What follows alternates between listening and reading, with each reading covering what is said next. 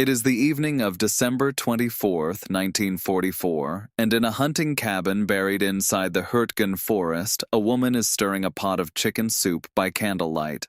Outside, the temperature has fallen well below freezing, and somewhere to the east, the guns that have not stopped for 8 days continue their low, constant rumble.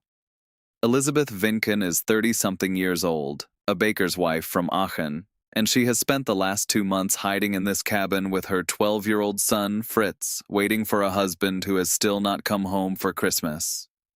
She hears a knock at the door. When she opens it, she finds 2 exhausted young men in unfamiliar uniforms, and a third lying in the snow behind them, barely conscious, his trouser legs soaked through with blood. They are Americans. She does not speak English. She has no way of knowing, in this first frozen second, that the decision she is about to make could get her and her son shot. This is not a story about a battle, or a bomb, or a machine that changed the course of a war. It is a story about a single act of care, performed by a woman with no medical training, in a nation where that act of care was, by law, a capital crime. What Elizabeth Vinken did that night, and what it very nearly cost her, says something about the distance between the rules a state writes down and the choices ordinary people make when someone is bleeding in front of them. By the winter of 1944, Germany was a country enforcing its own survival through terror as much as through arms. The military and civil courts operated under Kriegsunterstrafrecht, wartime special penal law, which had steadily widened the definition of treason until it covered almost any act that could be construed as aiding the enemy. Wehrkraftzersetzung, undermining military strength, and Feindbegünstigung, favoring the enemy, were charges that carried the death penalty and required remarkably little evidence to prove. Volksgerichtshof, the People's Court, and a web of summary drumhead courts martial operating close to the front lines, had by this stage of the war sent thousands of German civilians to their deaths for offenses as minor as sheltering a deserter, listening to a foreign radio broadcast, or expressing doubt that Germany could still win. Historians estimate that the Nazi regime executed somewhere in the region of 15,000 to 20,000 of its own citizens over the course of the war on charges connected to defeatism or aid to the enemy, though precise figures remain difficult to establish given the destruction of court records in the war's final months. Harboring an armed enemy combatant, feeding him and treating his wounds would have qualified without question. It was not an ambiguous case. A German civilian in the Ardennes sector who took in American soldiers was choosing, quite literally, between the life of a stranger and the near certainty of a firing squad, for herself and potentially for her child. This was, by December 1944, a regime turning its punitive machinery inward with growing ferocity, precisely because its military position was collapsing. As American and Soviet forces closed in from east and west, the Nazi leadership grew ever more convinced that the war could still be won, or at least prolonged, if defeatism and disloyalty on the home front were stamped out without mercy. Roving courts-martial, some operating out of little more than a requisitioned farmhouse and a staff car, were empowered to try, convict, and execute civilians within hours, often without appeal, and sometimes without a formal record surviving the trial itself. Villages close to the front line, of the kind the Vinken family was sheltering in, were considered especially sensitive, since a civilian population in contact with advancing Allied troops was, in the eyes of the regime, a population at maximum risk of aiding the enemy, whether through information, supplies, or simple hospitality. Other Germans caught in comparable circumstances that winter were not so fortunate. Civilians accused of feeding downed Allied airmen, of failing to report American stragglers, or of expressing anything resembling sympathy for the invading armies, were shot in numbers that historians are still working to fully document, precisely because so many of these sentences were carried out summarily by local commanders acting on their own authority and left no paper trail behind. The Ardennes Offensive, which the Americans would call the Battle of the Bulge and the Germans called Unternehmen Wacht am Rhein, had begun on December 16th, when more than 200,000 German troops and close to 1,000 tanks smashed through a thinly held sector of the American line in an attempt to reach Antwerp and split the Allied armies in two. The fighting that followed was among the bloodiest the United States Army would experience anywhere in the war, and it unfolded in appalling conditions. Many American soldiers were still wearing the lighter uniforms issued for the earlier autumn campaign, and frostbite and trenchfoot put as many men out of action as German shells did. Units were shattered, encircled, or simply scattered across a landscape of dense pine forest, narrow tracks, and deep snow, where a soldier separated from his company by even a few hundred meters could vanish for days. It was in this chaos that 3 men from the American 121st Infantry Regiment, part of the 8th Infantry Division, became lost behind German lines. They had been wandering for 3 days by the time they reached the Vinken cabin, living on nothing, one of them carrying a bullet wound to the leg that had gone untreated for hours in temperatures cold enough to threaten frostbite on its own. They had no idea whether the next door they knocked on would open onto rescue or onto a German patrol with orders to shoot stragglers on sight. For Elizabeth Vinken, the arrival of these men posed the opposite problem. She had no idea whether opening that door made her a rescuer or a traitor in the eyes of her own government, and under the law as it stood that winter, there was no real question about the answer. What happened next is documented largely through the recollections of Fritz Vinken himself, who later carried the story into adulthood, first sharing it publicly decades afterwards, and through American veterans who independently confirmed key details when they were eventually located. As with any account resting substantially on personal memory recorded years after the event, some particulars, exact timings, the precise sequence of words exchanged, cannot be verified with documentary certainty, and it is worth holding that honestly in mind. The broad shape of the events, however, is corroborated from both German and American sides, which is unusual for an episode of this kind and lends it considerably more weight than a single uncorroborated memoir. Elizabeth let the Americans in. Communication was almost impossible at first, since neither she nor Fritz spoke English, until she and one of the soldiers discovered they both had a smattering of schoolroom French, and between broken phrases and gestures, an understanding formed. The wounded man, a corporal the others called Harry, was carried to a bed. Elizabeth told the 2 able-bodied soldiers to tear strips from her own bed sheets for bandages, since there was nothing else in the cabin that would serve, and set about doing what she could for a gunshot wound with the only tools available to a civilian household in a forest hut: clean linen, warm water, and whatever was in the medicine cabinet. She was, by any formal definition, no nurse at all. She had no training, no instruments, no antiseptic beyond what a farmhouse kitchen might hold. But in that cabin, on that night, she performed the function of one, cleaning and dressing a wound that would otherwise have continued bleeding freely, and doing it with a calm that Fritz would later describe as the thing he remembered most clearly about the entire night. She had barely got the Americans settled and a chicken roasting for what was meant to be the family's own Christmas dinner when there was a second knock at the door. This time it was 4 German soldiers, also lost, also separated from their unit, seeking shelter from the same storm. It is at this exact point that the story turns from an act of quiet compassion into something closer to a hostage of conscience. Elizabeth stepped outside to speak to the Germans alone before they entered, and told them plainly that there were wounded Americans inside her cabin. She was, in that sentence, confessing to a capital offense to 4 armed representatives of the state that would have been entitled, and in the eyes of martial law almost obliged, to execute her on the spot, or at minimum to take the Americans prisoner and report her.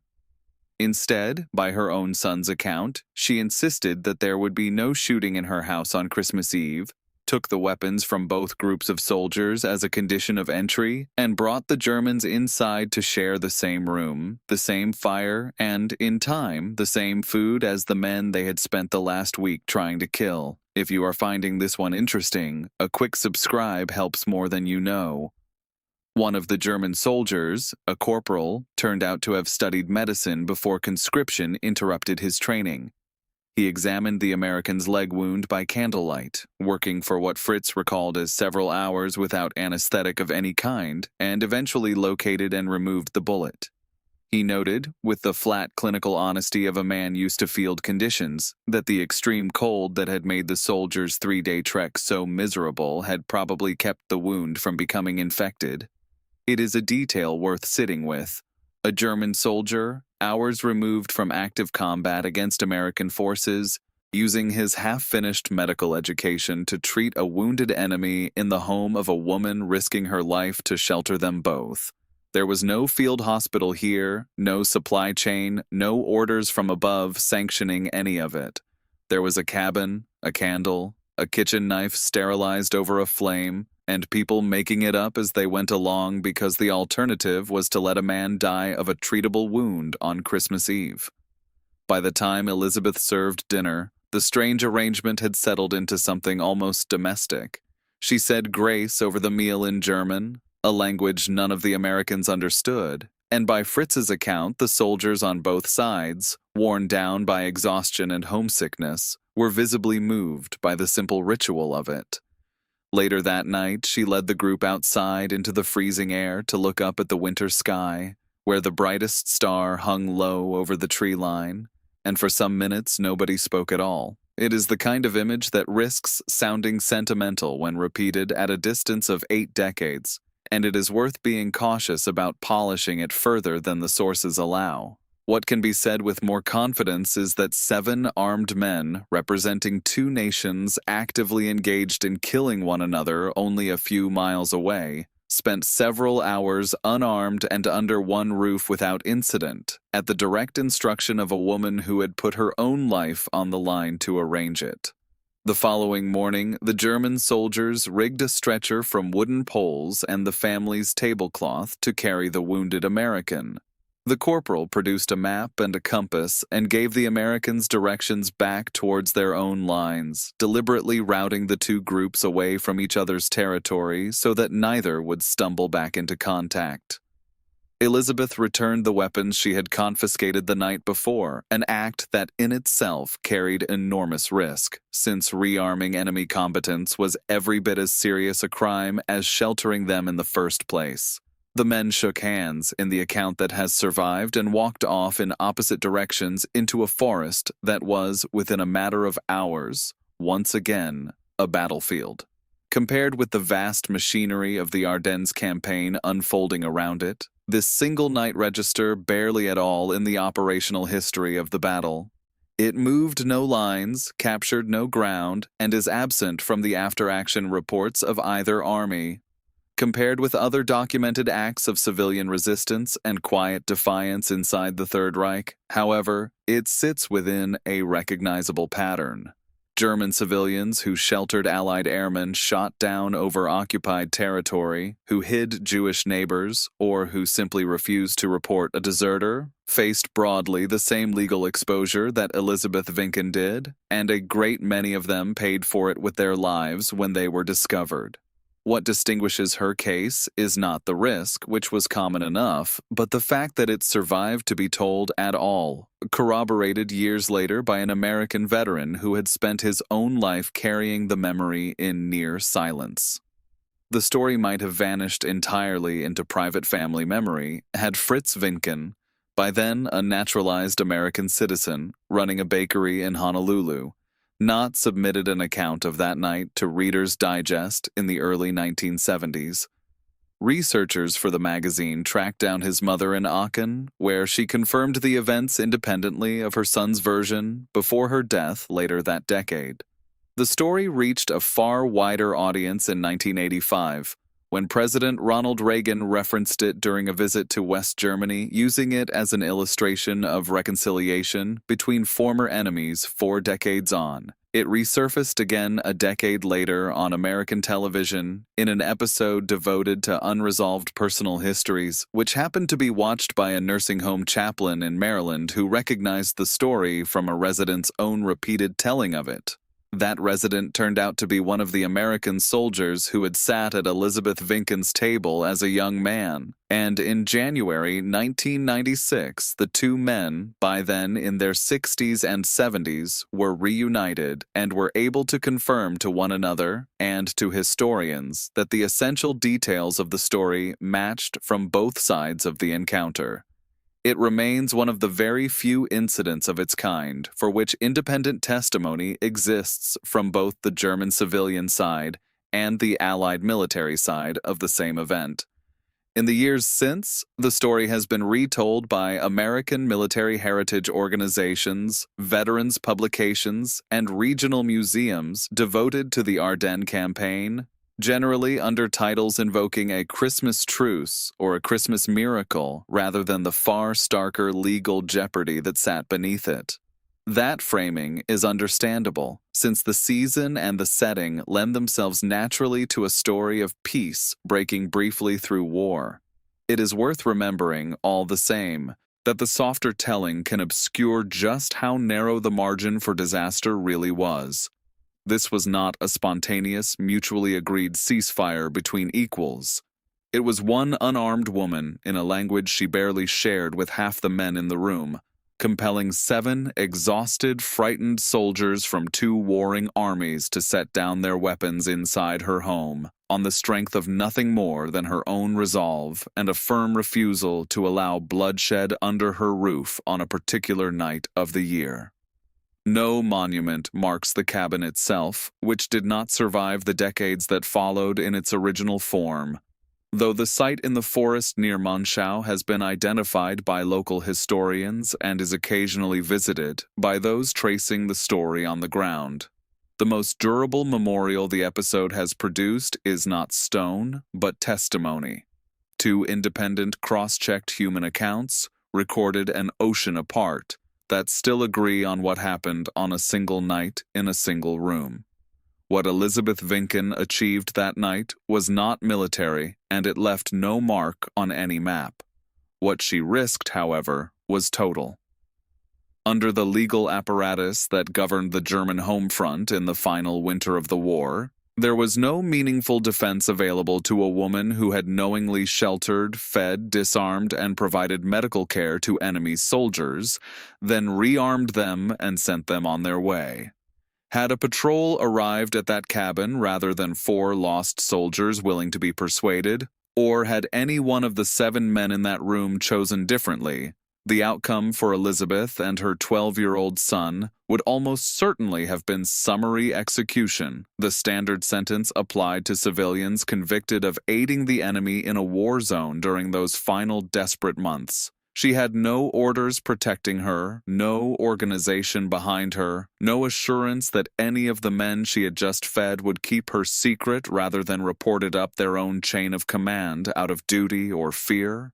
She had only her own judgment, made in the space of a doorway in the cold on Christmas Eve, with a wounded stranger bleeding into the snow at her feet. It is worth returning, in closing, to that doorway and to the woman standing in it. She was not a soldier, she was not a resistance fighter with a network behind her, nor a trained medical professional with the protections international law nominally extended to such people.